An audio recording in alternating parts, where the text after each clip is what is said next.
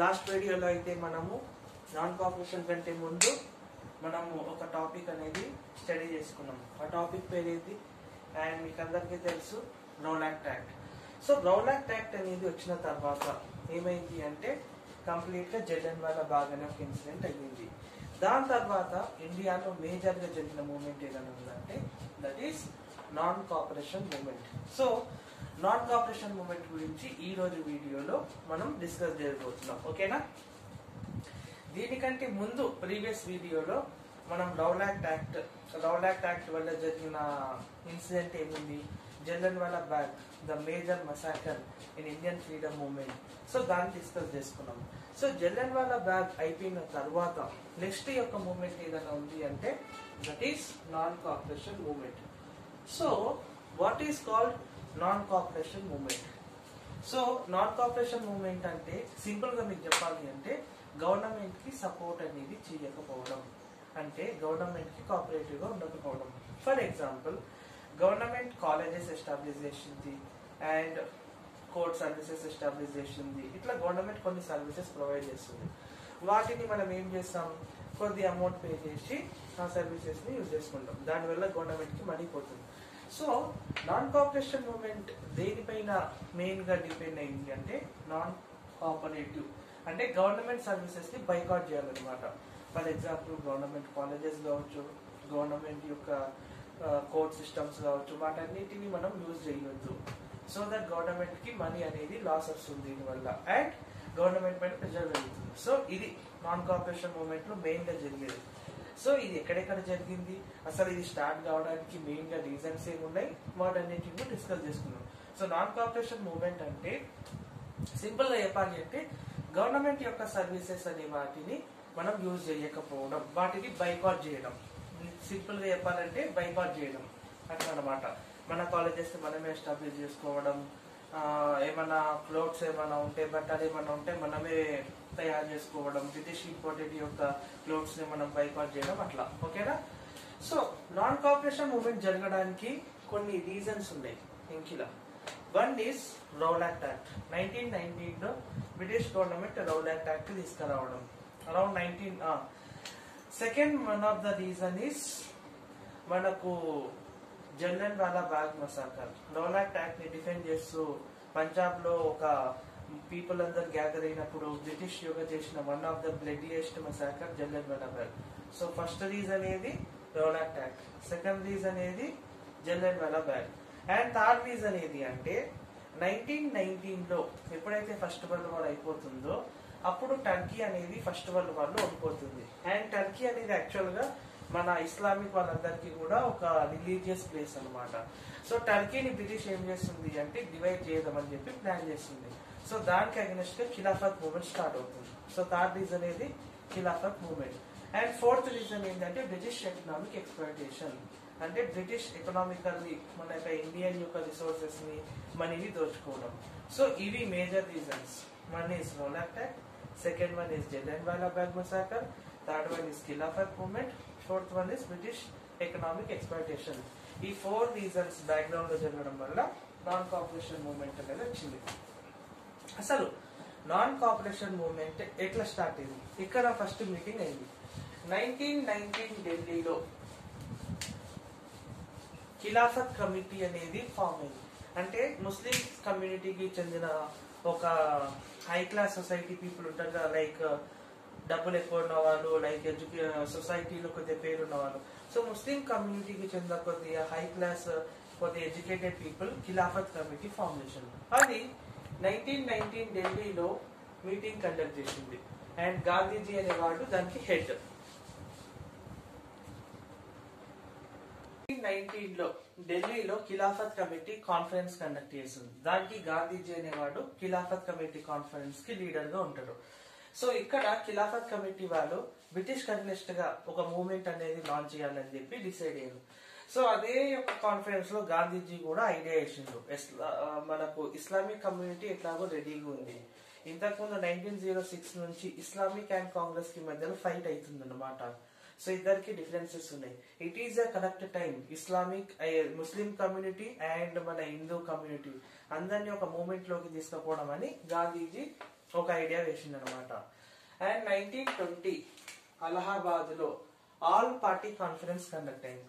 అంటే మొత్తం India wide గా ఏవైతే పొలిటికల్ పార్టీస్ అండ్ ఆర్గనైజేషన్స్ అనేటివి ఫ్రీడమ్ మూవ్మెంట్ కోసం ఫైట్ చేస్తున్నాయో అవన్నీ కూడా మీటింగ్ కండక్ట్ చేసింది. ఎక్కడ? అలహాబాద్ లో ఇన్ 1920 ఆల్ పార్టీ కాన్ఫరెన్స్ అంటాం. సో ఇక్కడ అసలు నాన్ కోఆపరేషన్ మూవ్మెంట్ అంటే ఏంది, అసలు మనం ఈ యొక్క మూవ్మెంట్ లో ఏమేం చేయాలో, సో వాటికి సంబంధించి ప్రిన్సిపల్స్ ఏం ఫాలో కావాలి వాటన్నిటిని కూడా ఇక్కడ డిస్కస్ చేసుకున్నాం. ఓకేనా? అండ్ 1920 జూన్ లో అట్లా ఆల్ పార్టీ కాన్ఫరెన్స్ కండక్ట్ అవుతుంది. అరౌండ్ అయిన ఒక 2 months కే 31st August 1920 ఖిలాఫత్ కమిటీ ఏం చేస్తుంది అంటే ఖిలాఫత్ మూవ్మెంట్ ని లాంచ్ చేస్తుంది. అంటే నాన్ కోఆపరేషన్ మూవ్మెంట్ లో మనం ఏం చేయాలో వాటిని ఖిలాఫత్ మూవ్మెంట్ అనే పేరుతోని ఖిలాఫత్ కమిటీ ఇనిషియేట్ చేసేస్తుంది. ఎప్పుడు? 1920 31st August. తర్వాత 1920 సెప్టెంబర్ లో కాంగ్రెస్ ఆల్రెడీ డిసైడ్ అయ్యింది సో దట్ ఒక మూవ్మెంట్ ఇవ్వాలని. ఎప్పుడైతే ఖిలాఫత్ మూవ్మెంట్ ని లాంచ్ చేసిందో సపోర్ట్ గా కాంగ్రెస్ కూడా నాన్ కోఆపరేషన్ మూవ్మెంట్ ని సపోర్ట్ చేసింది. అండ్ 1920 డిసెంబర్ లో నాగ్పూర్ లో కాంగ్రెస్ యాన్యువల్ సెషన్ కండక్ట్ అయింది. ఇక్కడ నాన్ కోఆపరేషన్ మూవ్మెంట్ ని అఫీషియల్ గా కాంగ్రెస్ యొక్క ఆర్గనైజేషన్ అనేది సపోర్ట్ చేస్తూ రెజల్యూషన్ పాస్ చేసింది. అండ్ 1920 నాగ్పూర్ యొక్క సెషన్ లో ఇండియన్ నేషనల్ కాంగ్రెస్ ఆర్గనైజేషన్ లో సమ్ చేంజెస్ అయినాయి. What are they? ఒకటి, కాంగ్రెస్ వర్కింగ్ కమిటీ అనే ఒక దాన్ని ఫామ్ చేసిండ్రు. అంటే కాంగ్రెస్ యొక్క ఆర్గనైజేషన్ ఏ మూవ్మెంట్ చేయాలనుకున్నా తర్వాత ఫర్దర్ ఏం చేయాలనుకున్నా వాటన్నిటిని కూడా డిసిజన్ తీసుకునేది ఎవరు? Congress working committee. ఇది ఒకటి. Second one, regional Congress committees form అయినాయి. అంటే ఇప్పుడు కాంగ్రెస్ యొక్క ఆర్గనైజేషన్ లో ఇండియాలో ఉన్న ప్రతి రీజన్ లో ప్రతి లాంగ్వేజ్ యొక్క మెంబర్స్ ఉంటే ఫర్దర్ గా మూవ్మెంట్ చేసేటప్పుడు ఈజీగా అవుతుంది. సో ప్రతి రీజియన్ లో లాంగ్వేజ్ బేసిస్ గా ఒక కమిటీని ఫామ్ చేయాలి. రీజనల్ కాంగ్రెస్ కమిటీస్ ఇది ఫామ్ చేశారు. Third one is membership increase చేశారు. అంటే కాంగ్రెస్ ఆర్గనైజేషన్ లో మెంబర్స్ ని జాయిన్ చేసుకోవడం స్టార్ట్ చేశారు. సో 3 చేంజెస్ అయినాయి. One is Congress working committee, second one is regional Congress committees ఇవి ఫామ్ కావడం, థర్డ్ వన్ ఈస్ కాంగ్రెస్ లో మెంబర్షిప్ ఇంక్రీజ్ కావడం. సో ఈ 3 చేంజెస్ నాగ్పూర్ యొక్క సెషన్ లో 1920 లో కండక్ట్ అయింది. And non cooperation movement start అయిపోయింది అనమాట already. So non cooperation movement లో ఏం చేస్తాం? నేచురల్ గా నాన్ కోఆపరేషన్ మూవ్మెంట్ లో మనం ఇందాక వీడియో స్టార్టింగ్ లో ఎక్స్ప్లెయిన్ చేసుకున్నాం. గవర్నమెంట్ యొక్క సర్వీసెస్ ని బైకాట్ చేయడం.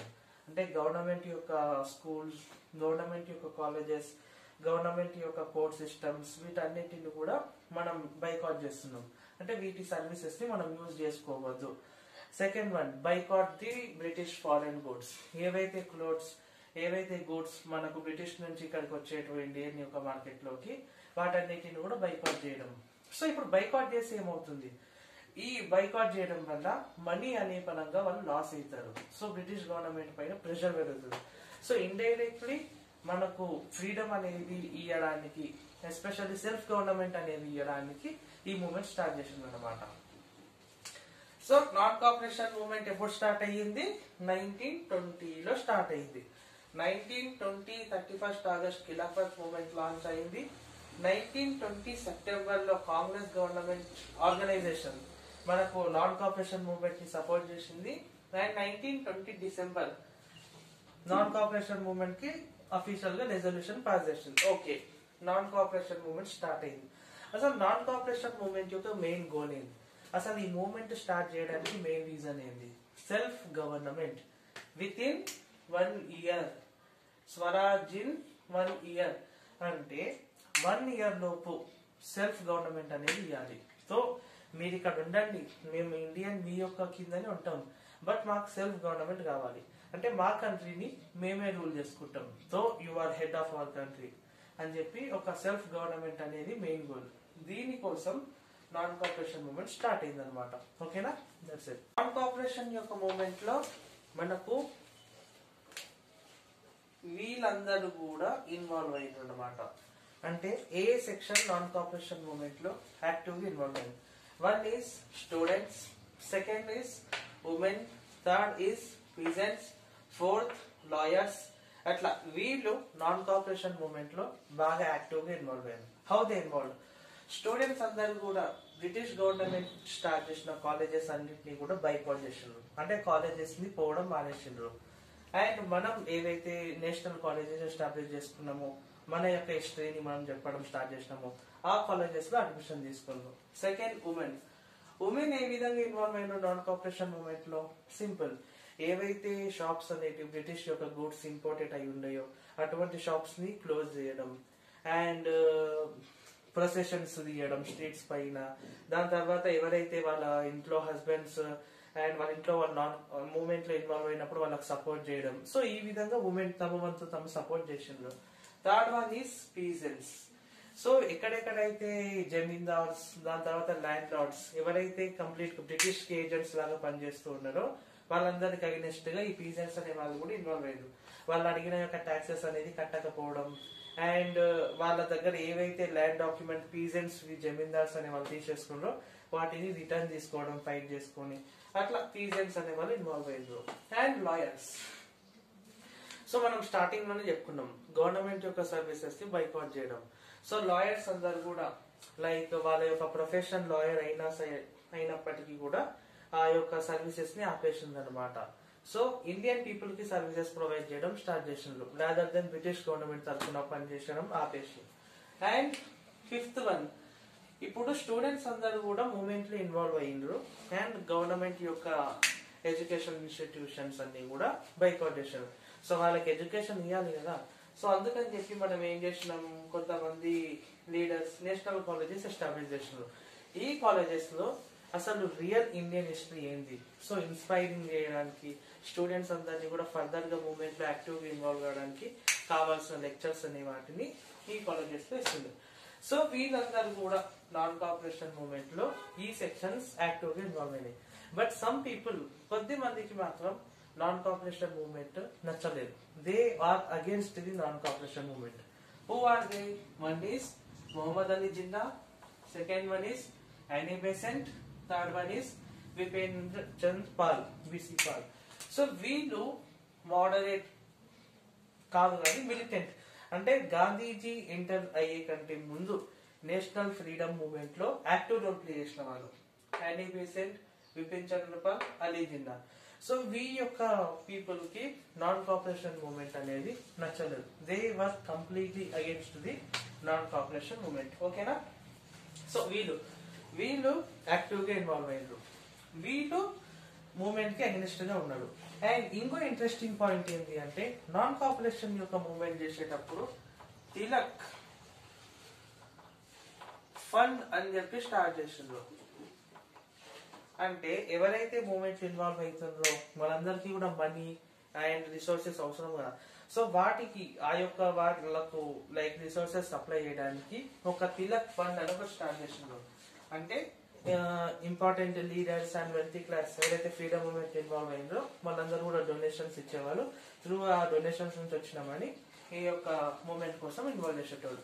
సో ఇది వీళ్ళు యాక్టివ్లీ ఇన్వాల్వ్ అయ్యిండ్రు, వీళ్ళు అగేన్స్ట్ ఉండే మూవ్మెంట్ కి.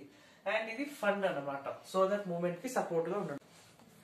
నాన్ కోఆపరేషన్ మూవ్మెంట్ లో ఒక దిక్కు ఇండియా వైడ్ కంటిన్యూ అవుతుంది, బట్ సమ్ ప్లేసెస్ లో కొన్ని స్పెసిఫిక్ మూవ్మెంట్స్ అనేవి జరిగినాయి. అట్లా 4 ఎగ్జాంపుల్స్ ఉన్నాయి అనమాట. ఒకటి అస్సాంలోని టీ ప్లాంటేషన్స్ లో జరిగింది.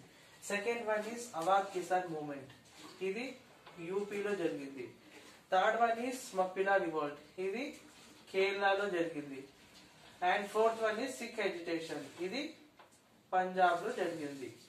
అంటే ఆల్ ఇండియా వైడ్ గా నాన్ కోఆపరేషన్ మూవ్మెంట్ అనేది కంటిన్యూ అవుతుంది. అందరూ కూడా నాన్ కోఆపరేషన్ మూవ్మెంట్ లో యాక్టివ్లీ పార్టిసిపేట్ అవుతూనే ఉన్నారు.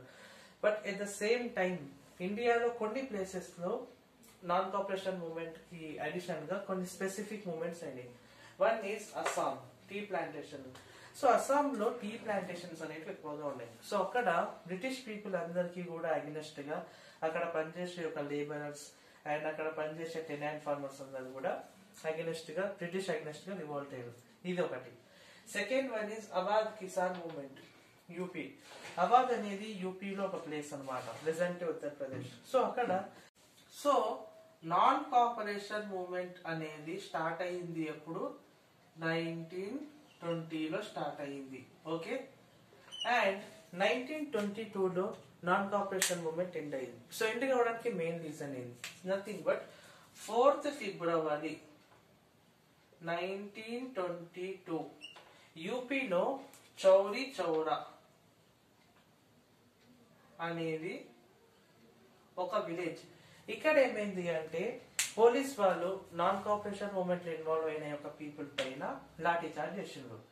సో అందుకు అక్కడ ఉన్న పీపుల్ అందరు కూడా ఏం చేసిండ్రు, పోలీస్ యొక్క స్టేషన్ పైన అటాక్ చేసి పోలీస్ వాళ్ళని బంద్ చేసిండ్రు. 22 పోలీస్ మెన్ అనే వాళ్ళు చనిపోయారు. ఎక్కడ జరిగింది?